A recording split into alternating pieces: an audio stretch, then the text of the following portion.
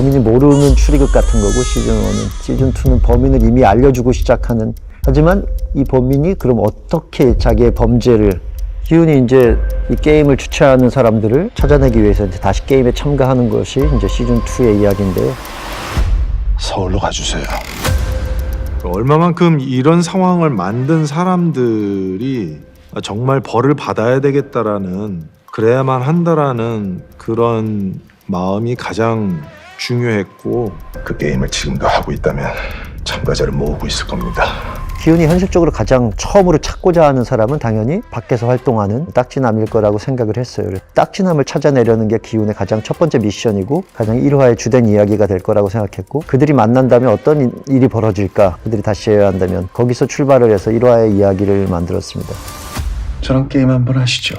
베일에 이렇게 쌓여있던 인물인데 너무 또 많은 걸 친절하게 다 보여주면 또 어떻게 보면 그 딱지남이 갖고 있는 캐릭터의 매력을 잃을 것 같다라는 생각을 감독님과 제가 같이 했던 것 같아요. 쉬운 말로 약간 사이코패스에 가까운 인물이구나. 이 사람은 도대체 어떤 인생을 살아왔길래 이런 어떤 눈빛과 이런 모습을 보일 수 있지?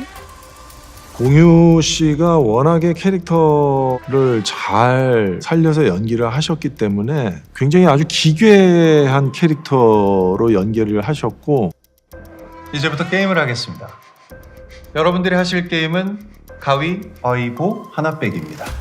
기괴함 속에서 무서움도 있고, 그리고 또 아주 유머러스한 어떤 그런 호흡까지도 잘 표현해 주셔서 공유 씨가 나오는 그런 씬들은 거의 공유 씨의 에너지로 꽉 채웠던 것 같아요. 살 확률은 6분의 5. 사실은 악역을 많이 하고 싶었는데 사실 좀 아껴놨던 부분이 없잖아 있었어요. 근데 그걸 이제 황정혁 감독님이 아주 귀신같이, 저의 어떻게 보면 첫 악역인지라 어떤 캐릭터들보다도 오징어 게임에서 딱지남에 대한 애착이 좀 역시도 많이 생긴 것 같아요. 딱지남은 시즌 2의 대박 캐릭터죠. 참가를 원하시는 분은 이름과 생년월일을 말씀해 주세요. 시즌 1에 그 동그라미들의 세계가 좀 나오잖아요. 시즌 2, 3에는 병정들의 세계를 조금 보여주고 싶었어요. 무궁화꽃이 피었습니다 해서 어디선가 총알이 날아오는데 그건 누가 쏘는 것인가, 병정들의 숙소는 어떻게 생겼으며 뭐 이런 것도 좀 보여주고 싶었고, 그래서 엄청난 저격 실력을 사실 가지고 있어야지 그런 저격이 가능한 거라서 그런 저격수를 한 명 시즌 2에 등장시키면 재밌지 않을까 하는 생각을 했었고, 이제 위에서 그 리크루트하는 사람들이 어떤 판단을 하냐에 따라 누군가는 참가자로 포섭을 하고 누군가는 진행 요원들로 포섭을 하는 것인데, 그래서 참가자로 오인을 하지만 알고 보면 영정인 사람을 보면 굉장히 좀 반전의 재미도 있을 거라고 생각을 했고요. 사실 시즌 1을 봤을 때도 456명이라는 많은 숫자의 참가자가 있는데 그 옆에는 또 그보다 어찌 보면 더 많은 숫자일 수도 있는 병정 가면들이 존재하더라고요. 근데 그들도 다 사람일 텐데 어떤 사연을 가지고 어떤 정서를 가지고 저런 일을 하게 되었을까라는 궁금증을 시청자로서도 가지고 있었거든요. 근데 시즌 2에서 그런 가면들의 어떤 사연과 정서를 단편적으로 보여드릴 수 있는 캐릭터로 임할 수 있어서 정말 좋았습니다.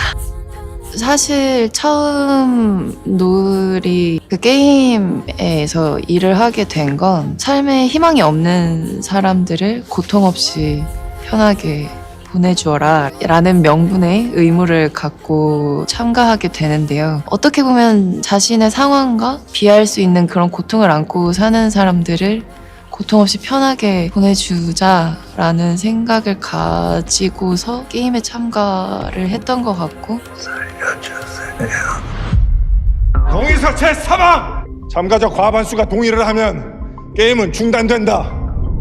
게임과 게임 사이에 투표를 할 수 있다라는 설정은 굉장히 정말 천재적인 설정이었던 것 같아요. 어떻게 이런 생각을 해내셨을까, 감독님이. 시즌 1에 있던 투표라는 제도가 조금 더 시즌 2에서는 적극적으로 활용이 됩니다. 그것도 어떤 일정한 의도를 가지고 게임의 주최자가 그 투표 제도를 시즌 1에 비해서 훨씬 더 강력하고 더 교묘하게 사용을 하는 그런 이야기인데요.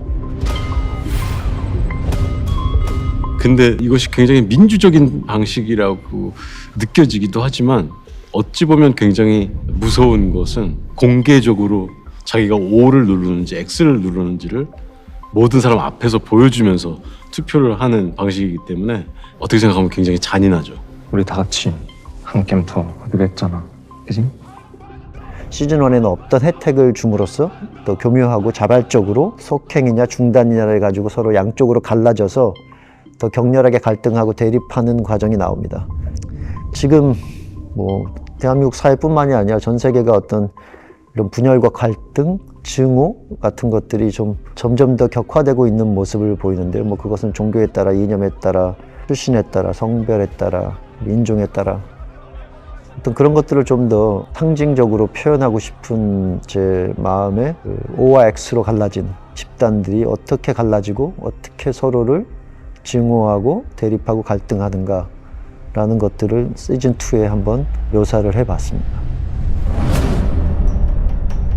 기우는 이 게임을 무너뜨리고자 이제 반란을 일으킬 생각을 하고 있고 그런 부분들을 막기 위해 어쩌면 영일이란 이름으로 위장해서 프론트맨이 직접 게임에 참여한 게 아닌가라는 생각을 했어요.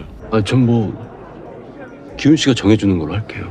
제 이름은 기운을 완전히 가장 밑바닥까지 떨어뜨려서 반드시 너를 나 같은 선택을 하는 사람으로 무릎을 꿇게 해주마라는 생각으로 시작을 하지만 그 아주 깊은 곳에는 딱 마지막 남아있는 어떤 인간에 대한 연민 그리고 자기가 했던 일들에 대한 후회 이런 것들 때문에 약간의 그 어떤 미련 같은 것이 있는 그런 인물이 아닐까라는 말씀을 드렸어요. 사실 이제 시즌2의 이야기와 이 시즌3까지 이어지는 이 이야기의 가장 메인 축은 저는 이제 이노와 기훈의 대결이라고 생각을 했어요.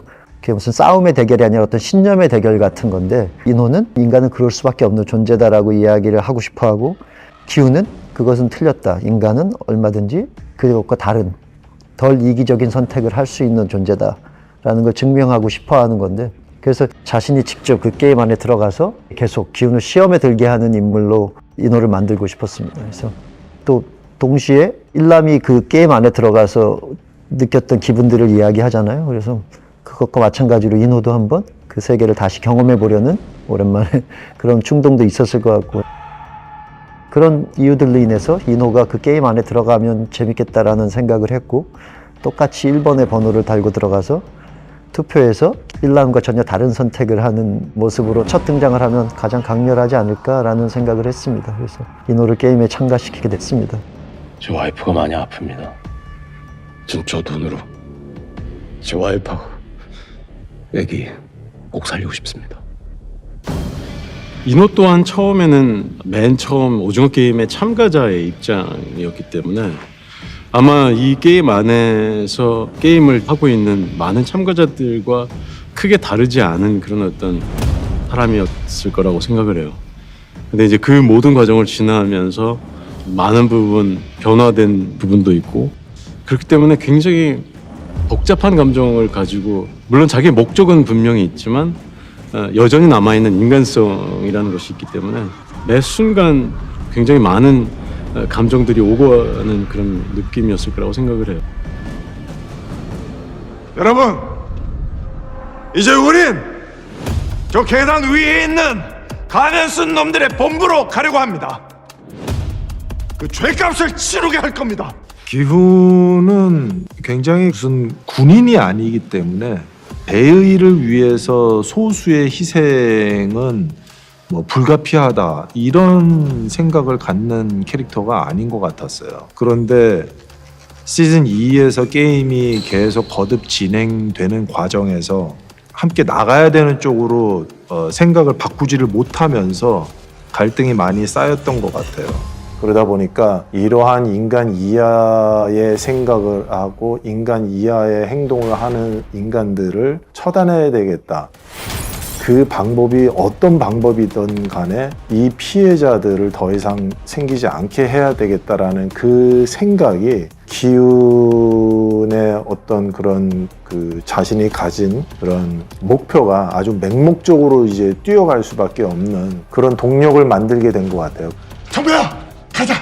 기훈의 입장에서 사실 그 마지막에 총격전에서 저를 데리고 갔을 때 아주 자연스럽게 정배가 가자 하는데 정배는 어느 정도 자신의 죽음을 예측하지 않았을까 싶어요. 왜 친구를 따라왔을까? 왜 친구가 가자고 하는데 죽을 걸 알면서도 어느 정도 예상을 했으면서도 너는 영희 씨랑 오면 되지 왜 날 걸고 오냐? 그래도 네가 내 친구잖아. 이 새끼는 급할 때만 친구래. 기훈의 옛 모습을 아는 어떤 유일한 사람이 이제 정배인데 아니 이 새끼 이제야 좀 내가 아는 송기훈 같네. 계속 영 딴 사람 같더니. 정배를 통해서 기훈이 이 시즌 2, 3에서 거의 보여주지 않는 그 옛날의 모습, 기억들을 떠올리고 그 모습을 보여줄 수 있는 모멘트들을 만들어 보고 싶었고, 그리고 기훈을 이제 망가뜨리게 하는 가장 결정적인 사건이 기훈을 믿고 기훈을 함께 하던 따르던 그 정배가 어떻게 보면 기훈의 오판, 어떻게 보면 기훈의 객기로 이제 자기 눈앞에서 456번 영웅놀이는 재밌었나? 죽는 모습을 보면서 기훈이 바닥으로 떨어지는 그런 모멘트를 만들어줄 수 있는 사람, 그런 친구라고 생각을 했어요. 그래서 정배라는 캐릭터를 게임 안에 제가 넣었습니다. 물론 뭐 성공하면 좋겠지만 딱 거기가 나중에 제가 총을 맞으면서도 저는 총 맞고 쓰러져서 이렇게 숨이 끊어지기 직전까지 기운을 보거든요. 눈에 들어오니까 보는데 그래도 저는 거기서 야 너 때문에 죽었네 막 이게 아니라 야 내가 내 역할을 다 하지 못해서 미안하다 라는 심정이었어요. 390번 탈락. 어떤 이 작은 사회, 이 작은 게임장 안의 사람들을 통해서 전체 사회의 모습이 지금 이렇지 않은가라는, 우리가 이런 모습으로 살고 있지 않은가라는 이야기를 한번 마치 남의 이야기인 것처럼 해서 한번 보여드리고 싶었어요. 그래서 보시면서 지금 우리가 살고 있는 곳, 그리고 지금 나 자신은 저기에 해당되지 않는가, 나는 어떤 모습인가를 한번 다시 되돌아볼 수 있는 그런 기회가 되길 바라는 마음에서 그런 장치들을 마련해 봤습니다. 넌 내가 네 눈앞에서 죽고 그 돈 네가 가지고 나가면 어떨까?